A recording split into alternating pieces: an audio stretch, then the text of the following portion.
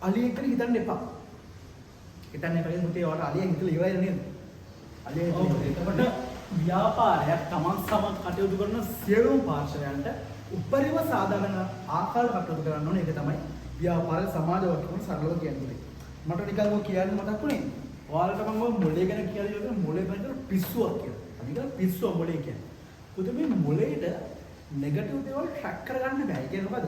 ඍණාත්මක දේවල් එකපාරට අඳුර ගන්න බෑ. හරිද? නිකන් මම ඔයාලට එහෙම කියන්නද? අලියෙක් කියලා හිතන්න එපා. හිතන්නේ කලින් පුතේ ඔයාලට අලියෙක් හිතලා ඉවරයි නේද? අලියෙක් හිතලා ඉවරයි. නේ? පොඩි ප්‍රශ්නයක් අහන්න. හරි? මෙහෙම ගහක් තියෙනවා නේ. ගහක්. මේ ගහේ උසම අත්තක ඉන්න එක ළමයි. පල්ලෙහා අත්තේ ඉන්න තව ළමයි. මේ ළමයි දෙන්නගේම අම්මලා පහළ ඉන්නවා. එකපාරට පුතේ සුළු කොනාටුවක් තියෙනවා. මේ ගහ උන්ටම මේ අම්මගේ ළමයා මෙයා මේ අම්මගේ ළමයා මෙයා. මේ අම්මා කෑ ගහලා මේ පුතාට කියනවා පුතේ ඔයා වැටෙයි. හයියෙන් අල්ලගන්න. මේ අම්මා කියනවා පුතේ හයියෙන් අල්ලගන්න මගේ පුතේ කියලා කියනවා. පුතේ සුළු කොනාටු වෙනවා දරුණුවටම එනවා. මේ දෙන්නගෙන් කවුරු ජීවත් වෙයිද? කවුරු වටේට අල්ලන්නේ? පල්ලෙහාට ඉන්න එකනේ. මොකද ඌ මේ පල්ලෙහාට ඉන්න නිසා ඌට අවුලක් නැහැ වැටුණා බේරෙන්න පුළුවන්. එහෙම හිතන්නේ. මේ උඩාට ඉන්න ළමයාට පුතේ ඒක පොඩි මේක තියරි එක මම කරේ ඒක ඔබ්සර්වේෂන් එකකින් ආපු එකක් ඒක. හරිද? මේ ළමයා බේරෙන්න. ඒක හේතුව මොකද දන්නවද? මේ අම්මා කියන්නේ පුතේ ඔයා හයියෙන් අල්ලගන්න පුතේ. මේ අම්මා කියනවා පුතේ ඔයා වැටෙයි හයියෙන් අල්ලගන්න.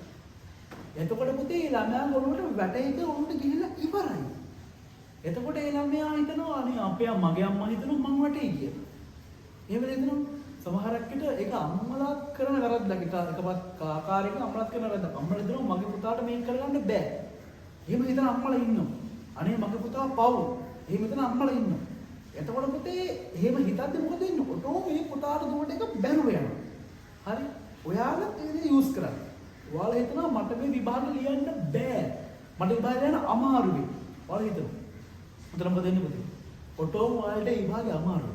හැබැයි ඔයාලා හිතනවා නම් මට මේ විභාගය ලේසි. මට කොට දාගන්න පුළුවන්. ප්‍රශ්නයක් නැහැ. මොලේට ගිහින් ඉවරයි ඔයාලා පුළුවන්. හැම වෙලාවෙම පොසිටිව් මයින්ඩ්සෙට් එකකින් ඍණාත්මක මිනිස්සුන්ගෙන් පොම ඈත් වෙන්න.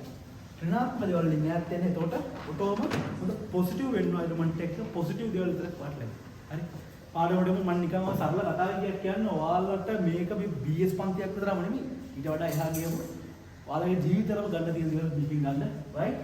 පාඩමට යනකොට ආචාර ධර්ම රයිට්